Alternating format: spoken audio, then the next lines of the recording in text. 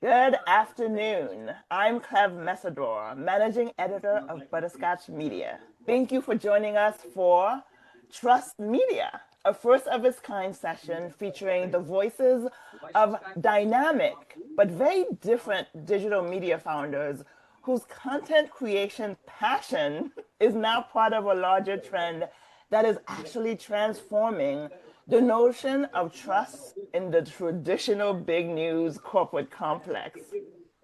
Butterscotch Media is thrilled to convene this discussion against the backdrop of the annual White House Correspondents' Dinner, which is tomorrow, and it's also National Financial Education Month. And we're talking about digital finance. And we know that digital finance encompasses digital assets, fintechs, and other alternative finance innovations. That's why we brought a host of speakers who are very unique in terms of how they approach digital finance, but they also vary in terms of their objectives and their goals. That will make a robust and lively discussion. So I'm excited to dive in because they are bringing the types of tools and the type of content that is bridging the trust gap. And they're doing that via newsletters, via podcasts, via live events. So you're going to hear from Theo, who is the founder of One Vision Podcast, and Stanley, who's the founder of Brazil Crypto Report, Stacey Rolland, who has two newsletters, but I'll highlight the DC Decentralized newsletter here, and Marisa Ritzy Rivera, who co-hosts the Get Down Beyond Bitcoin podcast. Now, I am so excited because we are so honored to have an influential national newsmaker as our moderator. Remy Blaire is news anchor and managing editor at FinTech TV. She's going to help us navigate this discussion around trust and the impact of what I'm calling niche new media platforms. Now let's get started. I want to thank Remy for joining us for the session, but also for leading this session.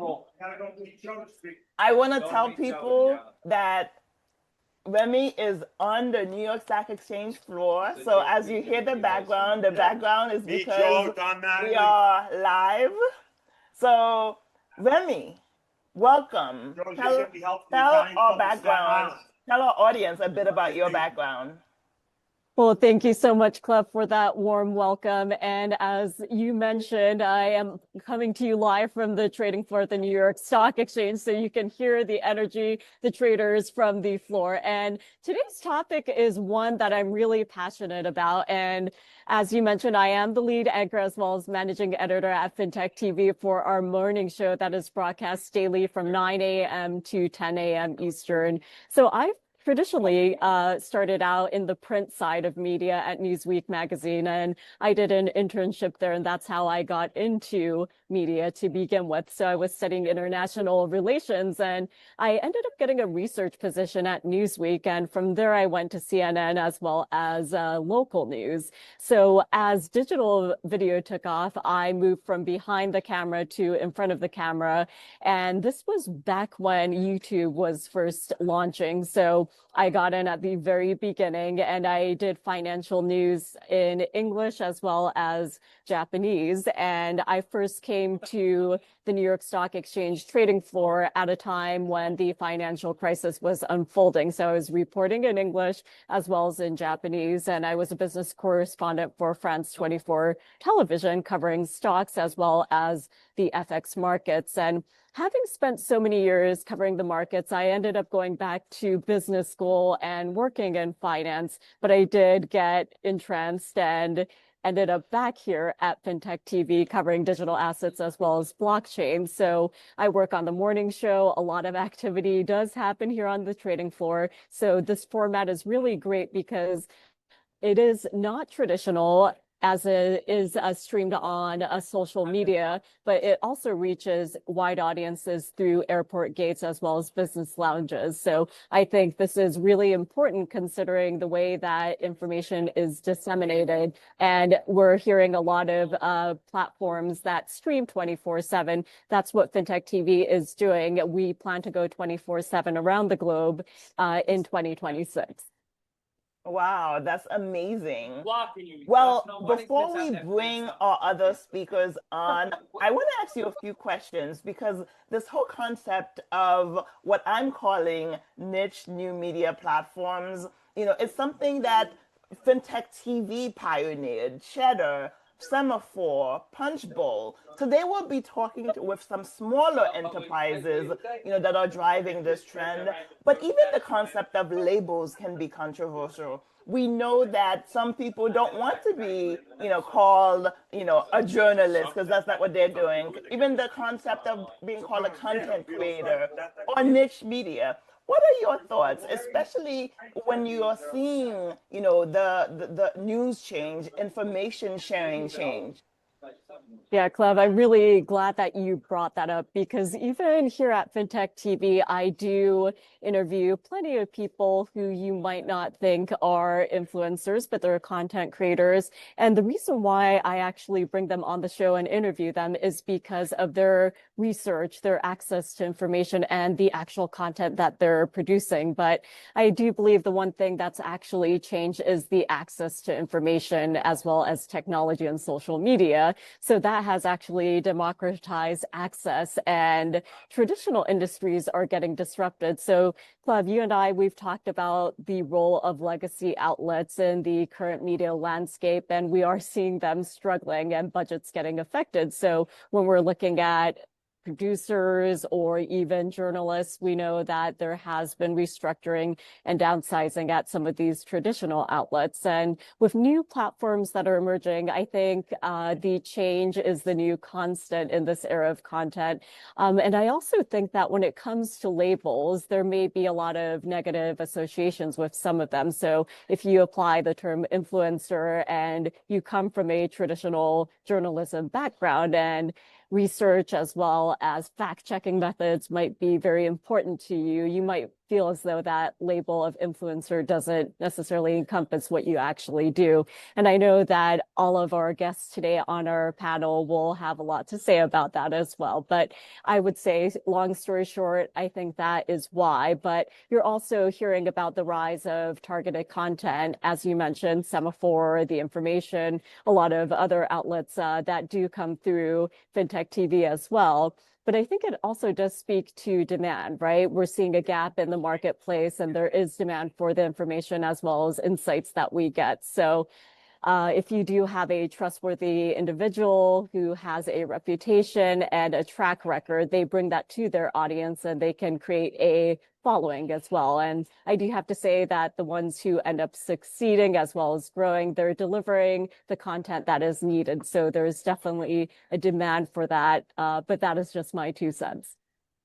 No, absolutely. I think consumers are driving this trend because they want this information, and that is what is disrupting traditional news and traditional media. We've seen even this year alone, there have been several announcements of newsletters, podcasts, or even micro media platforms like, Aaron Stanley's that we'll talk about later today that have been acquired, not just by news organizations, but tech companies. OpenAI just acquired a news niche media platform, and financial institutions are making those acquisitions. We even saw that FinTech TV launched a partnership with Cheddar also. What do you think is driving this trend of acquisition, right? Of if we can't restore the trust of these larger entities, let's acquire the ones that actually have built a following. Yeah, and Cleve, you brought up Taking Stock. So Taking Stock is FinTech TV's afternoon show that coincides with the closing bell here at 4 p.m. Eastern Time.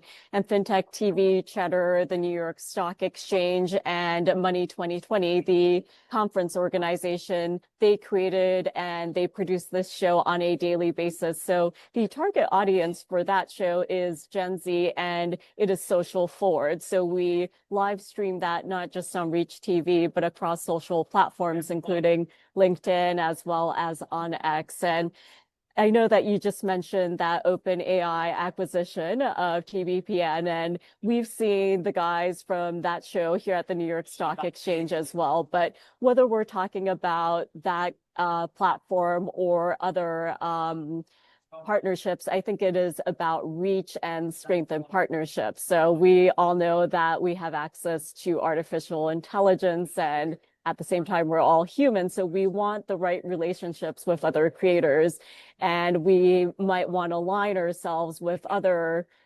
creators or organizations that have that same goal or mission, and to reach the communities that really speak to the right alliances. So I would say that competitive advantage through data access or resources. And I do have one thought regarding that TBPN. So that has been something that has been debated, especially because of OpenAI. And, you know, there are criticisms regarding that because the guys, John Coogan as well as Jordy Hayes, they say that they're not journalists. They insist that. And prior to this acquisition, I would say that they had credibility and they were gaining and reaching that specific audience. But at the same time, there are lots of critics out there right now, industry watchers, that say that this venture is really about controlling the narrative and securing that layer where news interpretation actually happens. But I know our panel has a lot of opinions about this, so I do want to hand it over to them soon. Yes, no, and before we hand it over, I will say that I think this trend was inevitable, regardless of what the label is, and regardless of the alignments or partnerships that align. Over the last few decades, what we saw were hometown papers, those community circulars that our parents and grandparents love. They went out of business, and information became more and more centralized, and media became controlled by a handful. Paid firewalls went up, and trust and access eroded over time. But now I think with, again, what I'm calling is niche digital media, local news is back, but it's transformed for the innovation age. It's now digital, it's decentralized, it's accessible. And for me, that's the niche new media trend. What's old is new again. Now I'll step back, Remy, and let you engage our panelists. Well, Cleve, excellent insights. And I do want to bring in our brilliant panel to expand on all of these thoughts here. So first and foremost, I do want to welcome everyone who's joining us today. And to kick it off, I'd love each of you to give us a quick 1-minute overview of your specific media platforms and also your core mission. So I do want to start out with Stacey. Hi, everyone. It is so great to be here. This is going to be fascinating. I'm Stacey Rolland, and I'm the founder of 01 Strategies, a government relations and advisory firm based in Washington, D.C. that's focused on emerging tech and data policy. So in that regard, I specialize in digital assets, decentralized and distributed ledger tech, blockchain, AI, quantum, federal policy. So what's happening in Congress and in the administration.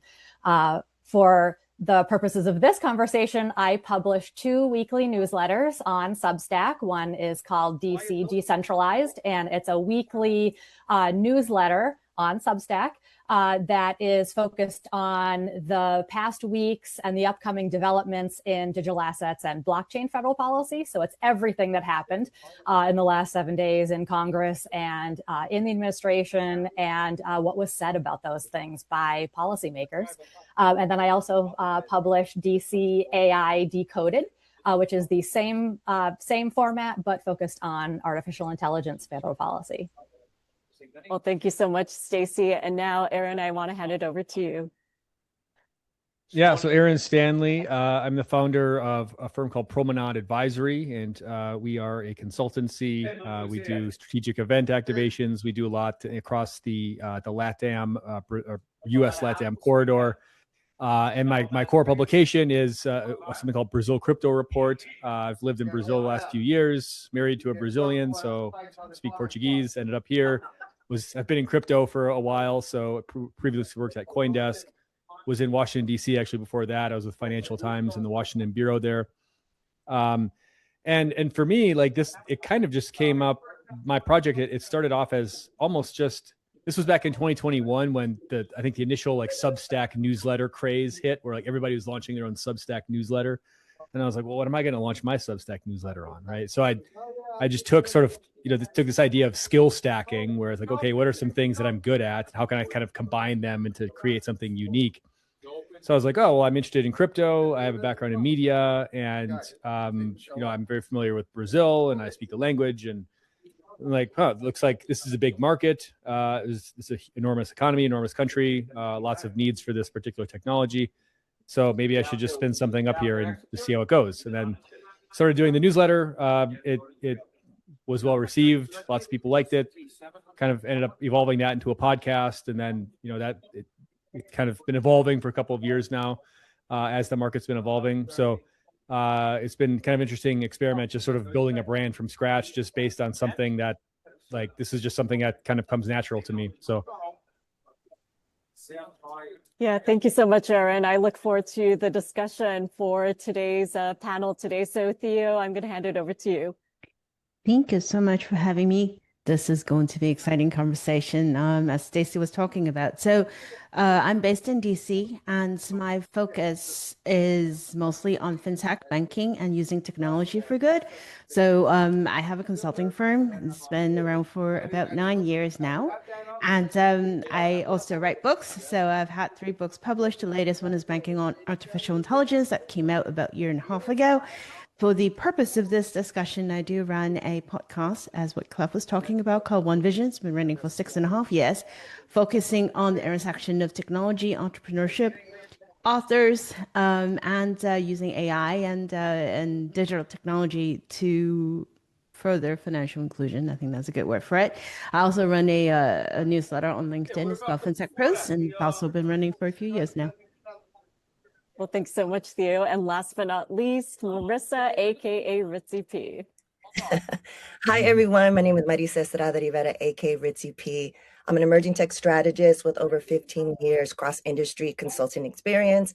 Presented a couple of times at the UN General Assembly Science Summit, the last 2 congressional briefings of Women of Color in Blockchain. I'm co-author of Women in Web3 Inclusive Futures. And for the purpose of this discussion, I'm co-host of the Get Down Beyond Bitcoin podcast, where we examine policy, market trends, and the real impact on Black, Latina, and Indigenous communities. As a first-gen Mexicana, I know what it means to navigate systems that aren't built for you. So thank you so much for having me, and I'm super excited for this conversation. Well, thank you so much. I do want to dive in since we do have limited time. And the name of this event today is Trust Media. We all know that building trust is the hardest currency to earn right now, especially when platforms are pushing for quick engagement over deep connection. So, Ritzy, I do want to start out with you and direct this question to you first. So how do you actually build as well as maintain trust for the communities that you serve? So if we're speaking directly, specifically about FinTech, I think a lot of times if we're even mentioned, we're talked about, but not to. And I think the difference is I'm someone that looks like them. There's not that many in our community that are in tech, that are in emerging tech, that are in FinTech. And I feel that with mass media, I don't know if it still rings true. Aaron, let us know. As a journalist, you have to stay neutral. I don't. My audience knows exactly where I stand and that I have their best interests at heart. And I feel that they can trust that. And it's about representation and seeing that I'm always looking out for them, and it's about impact and not just the downloads. Yeah, I know, Aaron, you're joining us from Brazil. So do you want to answer this question as well in terms of how you're building and maintaining trust for the communities that you serve? Yeah, well, a lot of it's just kind of consistency, right? It's you just have to keep showing up and keep producing, relevant content and interesting content and kind of. I mean, a lot of what I do is really just a lot of dot connecting, right? Because my audience is kind of half Brazilian people, half gringos who have like an interest in the Brazilian market who probably don't speak the language here. So so I'm kind of writing for like both, professional stakeholders, let's say within the Brazilian market who speak English, and then also foreigners who they have no other access to information because they don't speak the language. So like, unless they go just Google translate a bunch of stuff, but how do they even know what to look for, right? So that's kind of been my niche, has really been trying to like really provide high signal stuff, high signal content, and it ends up being almost a lot more like aggregation and like dot connecting and just analysis and be like, hey, this is what happened, and this is kind of what you need to know to like make sense of this, right? This is, it's not just enough to know what happened. You have to know who was involved and some of the other underlying undertones to really make sense of a news event or why something's important. So so that's been quite interesting. And I think, for this type of platform, like the expectation was never like, oh, I'm going to have like hundreds of thousands of subscribers and viewers and stuff, because it's a pretty niche thing, right? But the people who care, like they really care, like the people that are opening, you can see who's opening your newsletter. Like this is like the CEOs of all these companies that are like, okay, like this is something I care about, right? So you can kind of see, building this kind of B2B focused media brand around, like we're not just like spraying and praying and hoping somebody comes and watches the content. It's very targeted at a very particular type of decision maker, or a particular executive, or profile of executive who is making decisions about which market they want to be entering into. And like Brazil is kind of a complicated place, right? It's not if you're not prepared, if you're not going to go all in, like you probably shouldn't come here at all, right? So that's kind of what I tell people, like you got to know what you're doing. You can't just show up here randomly. So trying to kind of give people information to really understand this stuff. That's been really, I think, what has made this successful, and people just kind of come to trust my judgment on a lot of these things, because granted, I have my opinion on things, but I'm trying to just give, the best. I'm not necessarily like shilling for one team or another. I'm just like, this is the best that I can present the information. And this is as clear as I can make it. He's a monster. He's 6 feet, 240. Yeah, and I think that really does speak to authenticity, especially when we're talking about smaller audiences and micro communities. So I do want to bring in Theo as well as Stacey.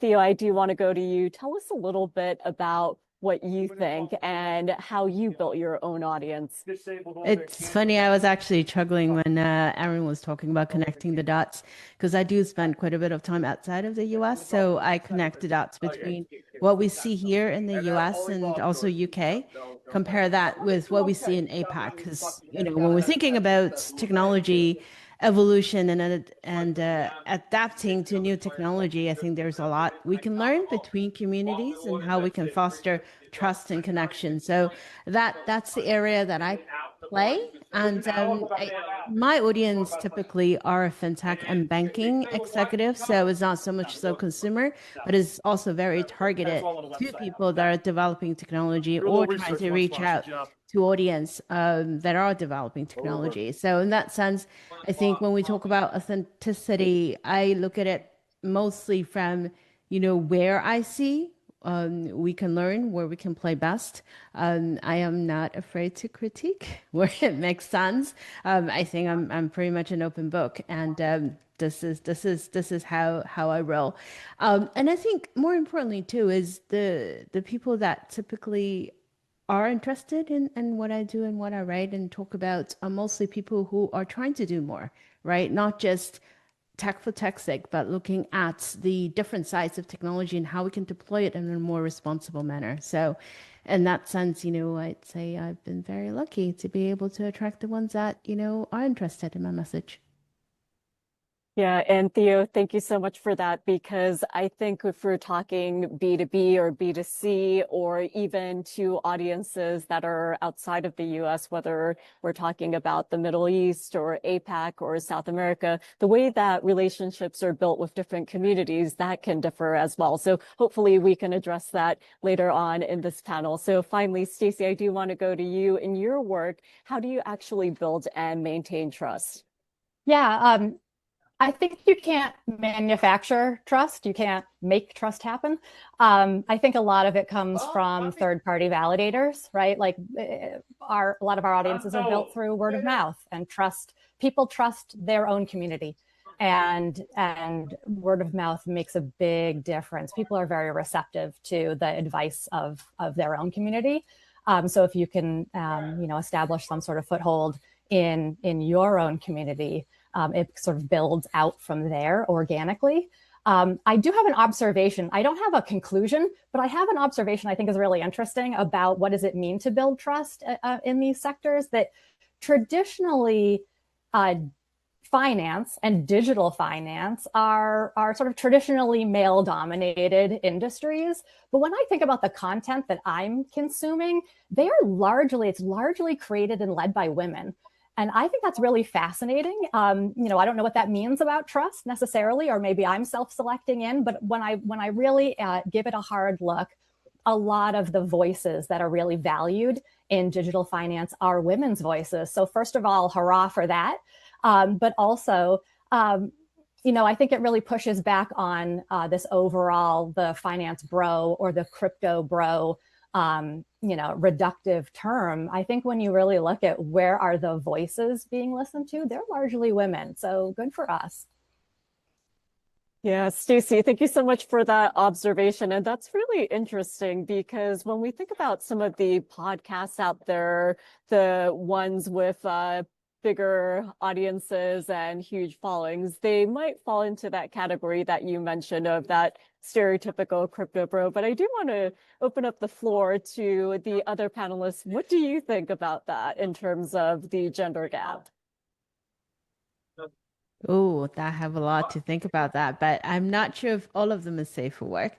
I do think, I think it's an interesting question, because I think that was actually what propelled me to take up the podcast that we've been running, because in my space, most of the people that I've seen who are able to publish books, who are able to get their articles published, who are invited on stage to the different fintech events or banking events, they mostly look very much alike, and they dress very much alike. They're all a particular gender, all wearing dark suits, and that was what I wanted to change. And I got told many times, they said, well, we need to get butts in the seats, for lack of better words. And you need to, they want to attract people who people know, faces that people recognize. And I think we have to start somewhere. And that was why I started doing the podcast, was not just inviting the big names that everyone knows, but inviting everyone else and anyone else who have an interesting perspective, precisely because we all need to start somewhere. We can't just keep diverting back to, well, we can only attract the people and the names that we know. Otherwise, the industry will not change and cannot move forward. Well, I do want to say we are broadcasting this conversation out to our various channels. So I do want to say we do love the tech bros and the crypto bros.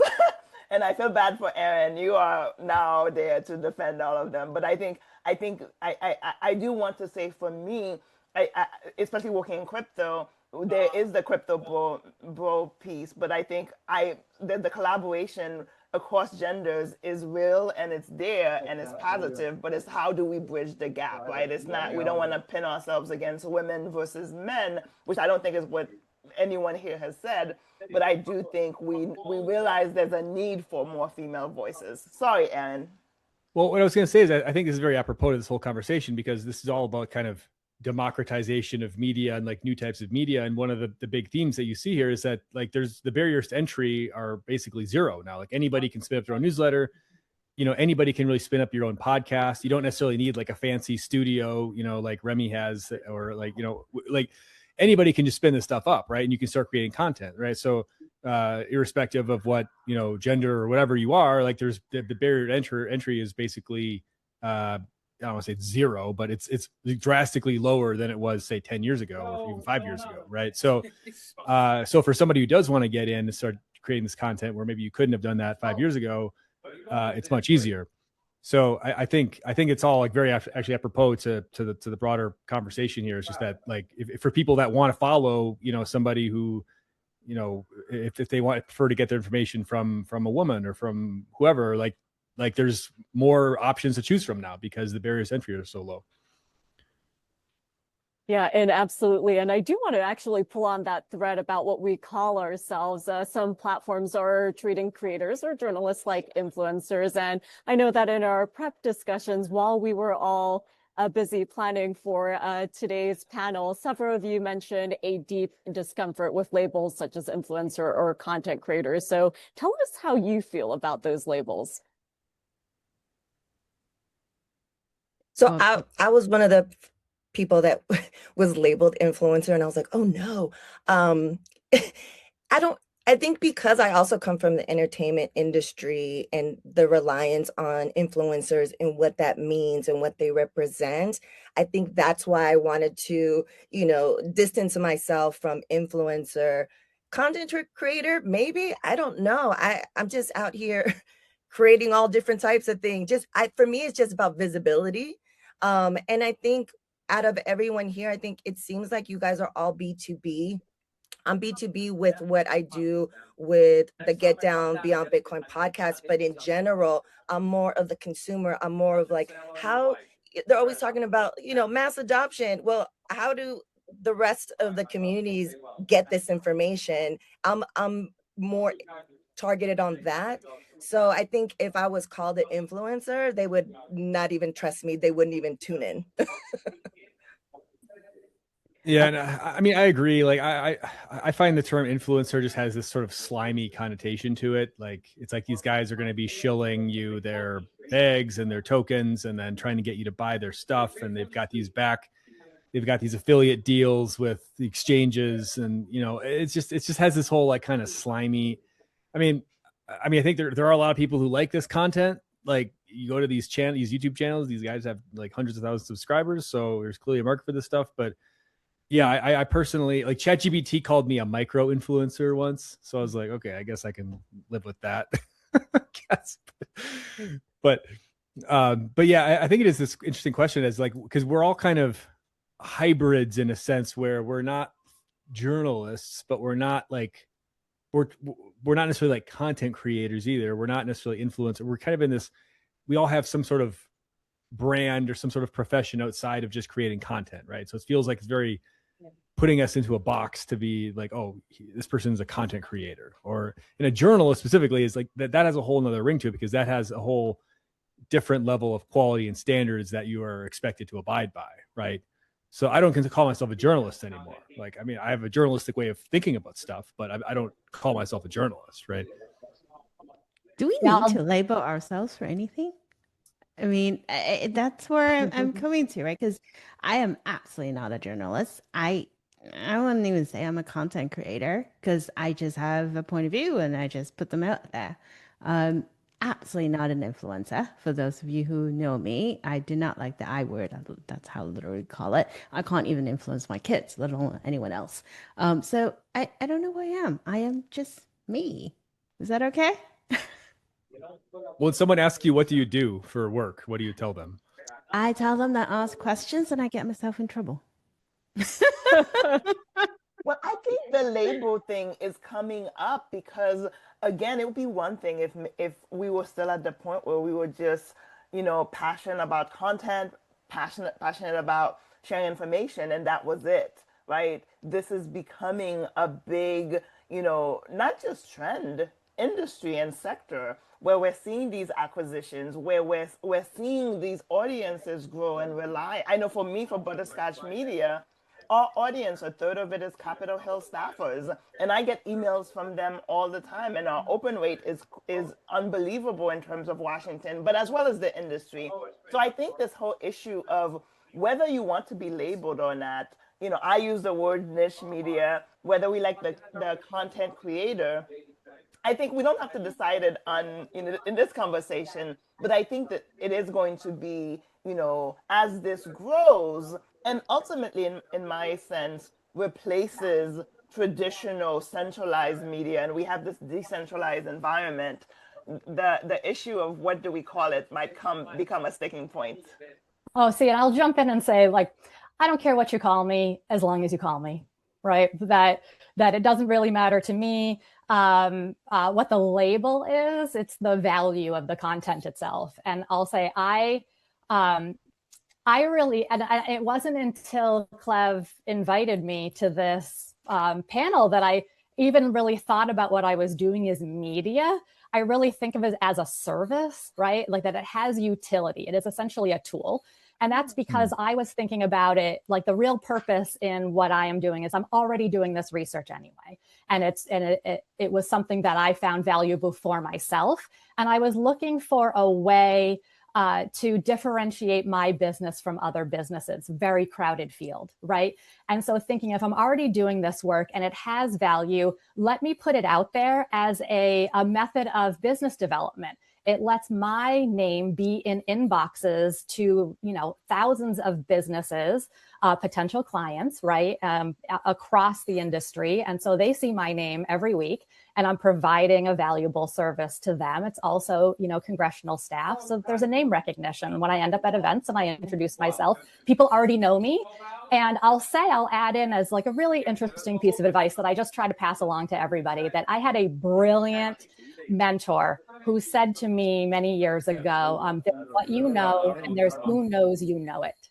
And I have really used that as one of my missions, right? Like you can have a really interesting point of view and you can share it at happy hours or with friends at dinner, but really you have a voice and a really interesting perspective, and getting it out there could create some whole other opportunity that you don't even know. So sometimes it's not just content, sometimes it's utility and a springboard. Yeah, Stacey, I'm really glad you brought that up because I think value is a key word here. And for Aaron, as well as Ritzy and Theo, I want to ask, how do each and every one of you measure value and also sustain the type of content or media that you are producing when traditional metrics out there, whether we're talking about follower accounts or page views, don't accurately capture the depth of the community that you're trying to build?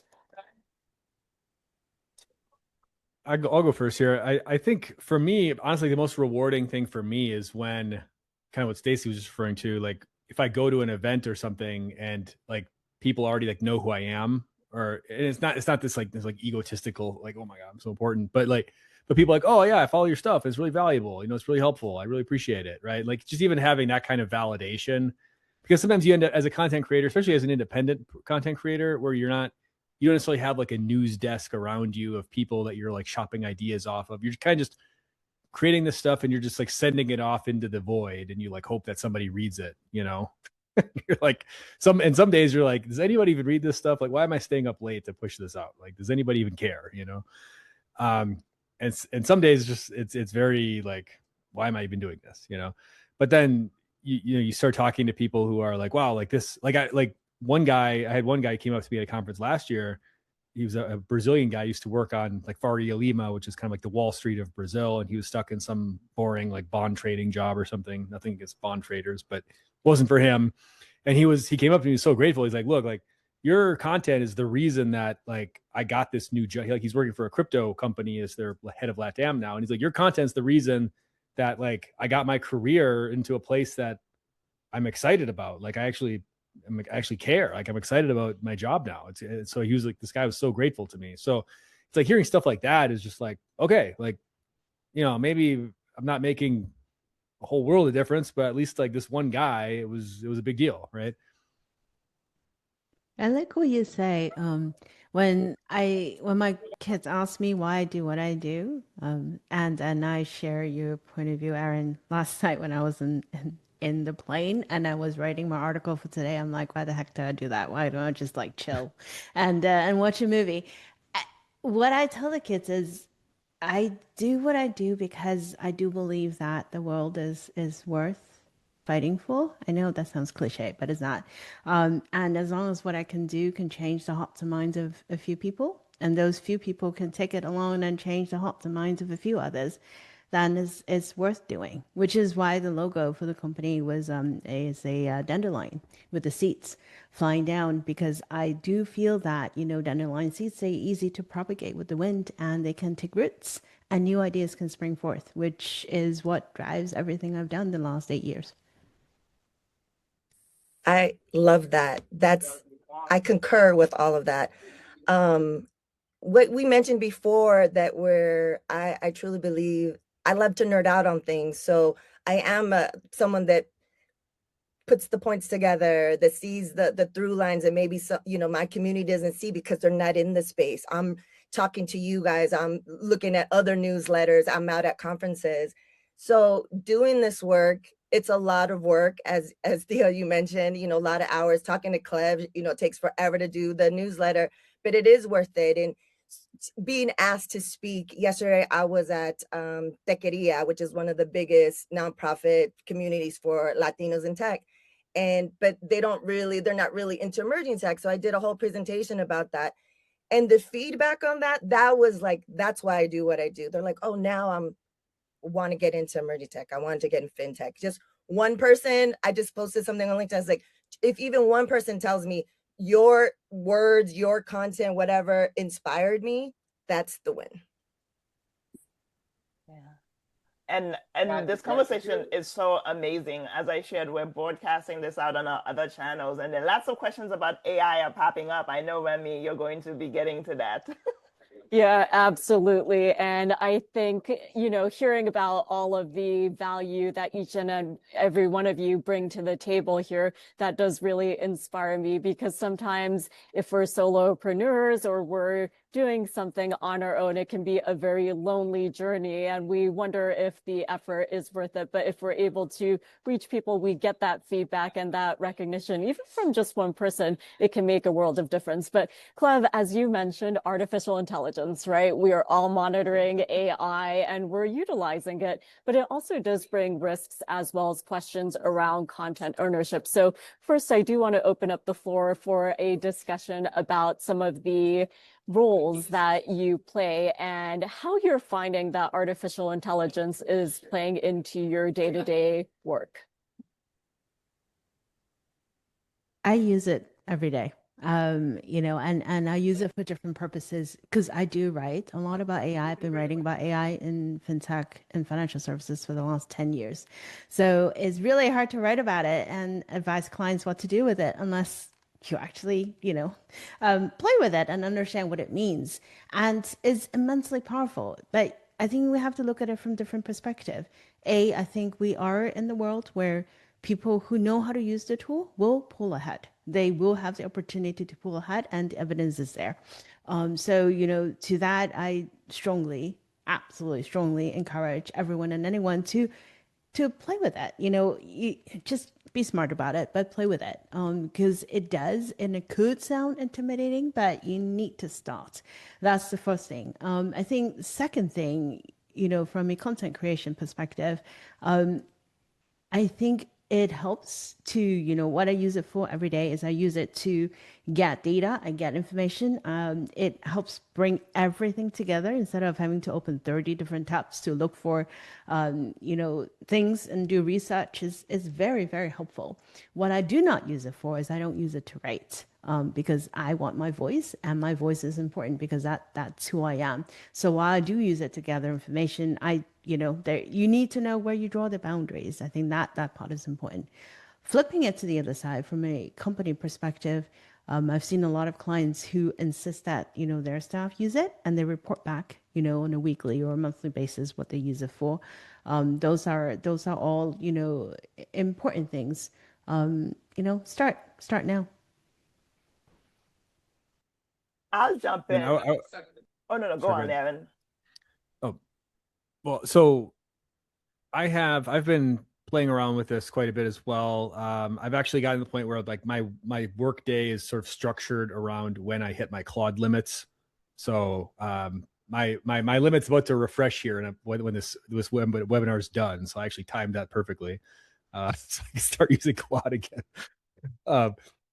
But like what I would say is, I mean, I've been trying to experiment a lot with like having it do, especially someone like like kind of more mundane, like aggregation and even just like preparing first drafts of things and whatever. And all this stuff is helpful. But I think that the trap that I've fallen into, or I've realized that I might be falling into, is that once you let the AI just start to think for you, then you're in kind of that's maybe not the best situation to be in, because I think the one thing that AI hasn't been able to like replicate is just the human creativity and imagination and ingenuity, at least not yet anyway. Like maybe that'll happen soon, but at least not yet. So like the AI doesn't necessarily create like good ideas, right? It can be like a sounding board for stuff, but it can't necessarily just give you like good ideas, right? In my opinion, like you have to have some kind of subject matter domain and expertise to be able to like prompt it what to do, and then to be able to evaluate the work that's producing, et cetera.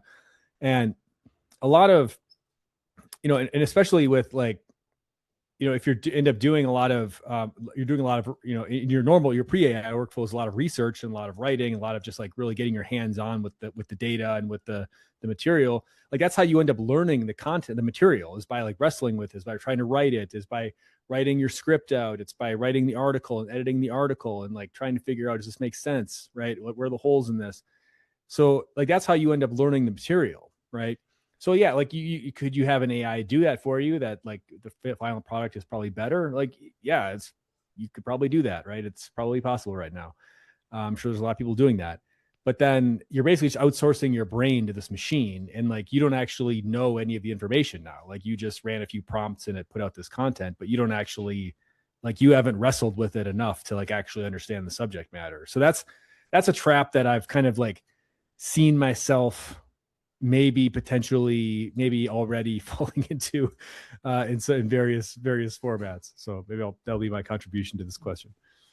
Well, I think from my perspective, AI has amplified, like I spent a lot of time thinking about AI trade-offs, right? Or just trade-offs in general. And from my perspective, AI has sort of enhanced existing risks. So one of the things I spend a lot of time thinking about is monetization, right? That I'm putting out content that takes a lot of time, like everyone said, but I'm putting it out for free for a purpose. But some of the audience are my competitors, right? In my own community or in my own ecosystem, and they could already just copy and paste what I am doing, what I've taken hours to do, and then present it either with no attribution or what have you.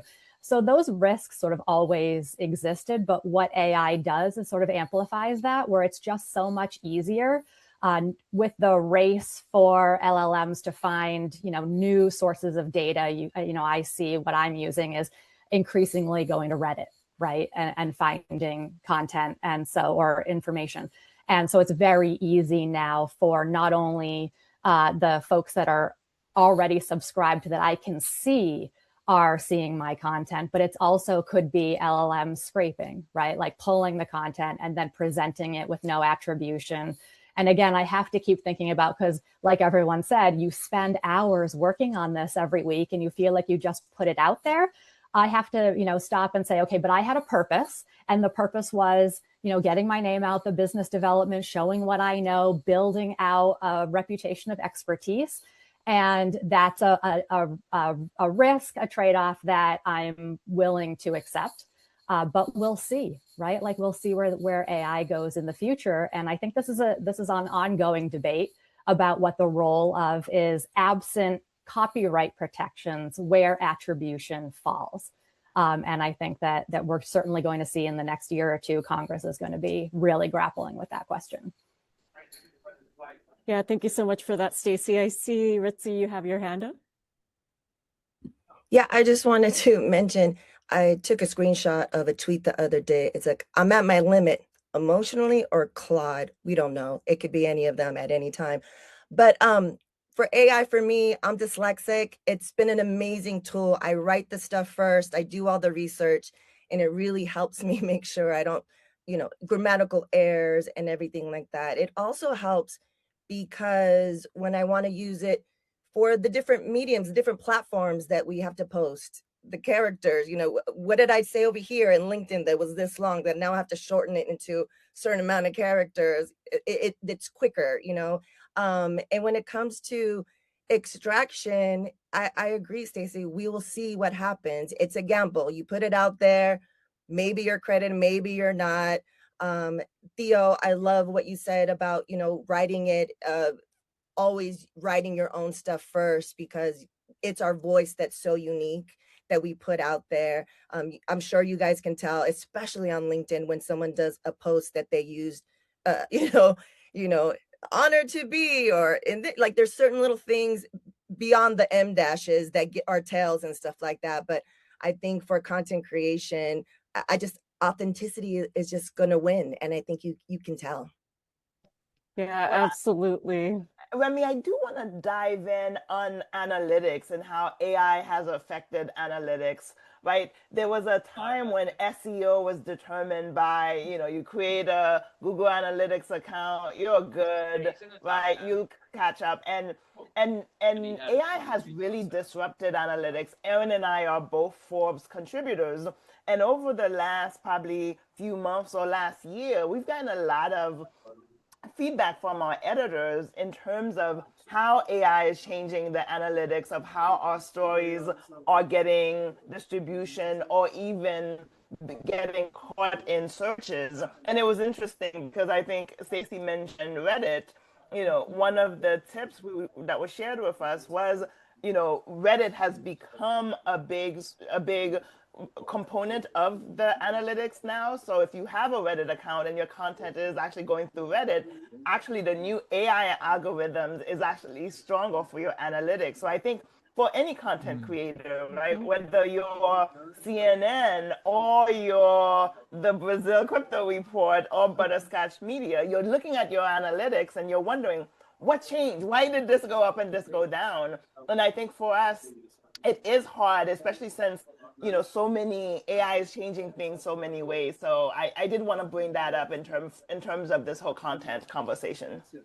Yeah, Cleve, absolutely. I think it's so important to mention that because at the same time, as creators without the huge backing of legacy outlets, it's something that all of us grapple with. And when we think about the relevant content platforms that some of us may use, we know that the algorithms are changing on a regular basis. So whether we're talking about LinkedIn, we can all tell as human beings whether AI wrote the content. We know whether it hits as authentic or not authentic and something that AI might have churned out. So I think it's really important to keep in mind, especially when we're dealing with content ownership as well as relying on AI, because I think if you're an entry-level person in any industry, if you're not making the mistakes or learning from your own mistakes, then you really don't know how to address your audience or even the targeted communities that you are trying to reach. Because I think the reason why a lot of our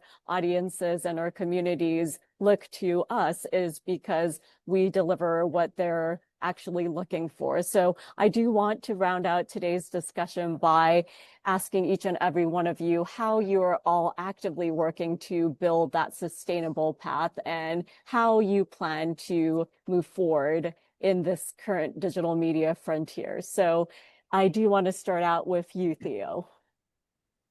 Ooh, that's a tough question. Because it's easy to just get caught day by day and just keep going with the flow. I'd say two things. One is stay curious. Just be open-minded and try different things. And B, have a purpose. The purpose will anchor you, whether or not the algorithms goes up and down, and whether or not, you know, LinkedIn works today and doesn't work tomorrow. Having that purpose will ground you. Thank you, Theo. What about you, Stacey? Well, I love that answer. I love that. And I think similarly, it's for me, it's what I tell myself, right? That you know, if you're looking for that, you know, like trying to find the immediate value, like this is a long game, right? So I don't know where things go next necessarily, but I do know that that what the stories that I tell myself really makes a difference. You have like what I learned about, like, for like it or not, there are different words for like what your superpower is. And it tends to be the thing that you think is obvious, right? And so I think so many of us say, I have something, but it just seems so obvious. It just seems like everybody knows that, or everybody thinks that. And it's not true. It's obvious because you see it and others don't. And so, I often have to, like, I think like, oh, this is just too obvious, but that's usually because it has true value and others don't see it the way you see it. So I'm so excited about learning about everybody and what they're doing on this panel, and would love to hear from others about the content that they're working on, because it truly, if it's authentic, as we've been talking about, and it seems obvious to you, it means that I'm going to learn something. Yeah, thank you so much, Stacey. And there's a reason why they say common sense is not common. So I do absolutely believe that. And Ritzy, I do want to hand it over to you now. I agree with Theo. Stay curious, Stacey. It definitely is the long game. For me, sustainability is, as it evolves, we always have to evolve, right? Try new things. What works in my life? And I think my audience, for another podcast I do, I think they trust me because I'm transparent. I said, listen, you used to get one a week. That's not happening anymore. You might get this, but I'll let you know, so I just feel I'm not going to kill myself to do it, but I just want to be as consistent as I can be. I want to evolve, and where it goes, I think you have to evolve or become extinct, but we keep moving. So we'll see what happens. And I'll chime in here as well. Maybe I'll introduce kind of maybe a more heterodox answer to this question. But for me, what I've been thinking about a lot, probably really since the beginning of this year, is kind of going back to this whole identity question that we were talking about earlier. I've been thinking a lot about almost like reverse engineering, like what is the journalist skills stack, right? And the reason I started thinking about this was because there's obviously been a lot of layoffs in media, unfortunately, this year across verticals. And, you see these people posting something on LinkedIn, like, hey, I just got laid off from wherever, if you know of any opportunities, let me know. And then inevitably some like PR person or some marketing person will comment and be like, oh, hey, we're looking for someone to write blog posts at our company, right? And it's like, okay, like, so I feel like there's a very large misunderstanding of like what the journalist or even content creator, if we want to, broaden the scope a little bit, what that skill set actually requires, right?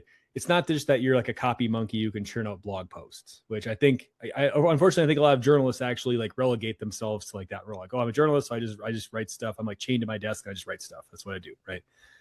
But like, no, the journalist skill set is like incredibly powerful and robust, right? You have to be extremely creative. You have to be able to see things other people don't see. You have to be aggressive and assertive to be able to find what you want. You have to be a salesperson. You have to be able to sell your article ideas to your editor. You have to be able to sell your sources on why they should talk to you. You have to sell your audience on why they should pay attention to you and why they should care.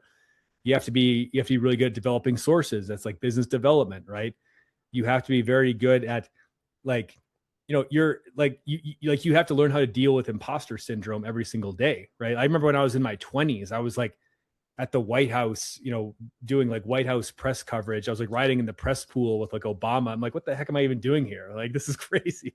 Like, I have no business being here, right? So you have to like learn how to deal with these things. Like these are like real soft skills that have a lot of value in other contexts. And I don't think even like people in media even fully appreciate that.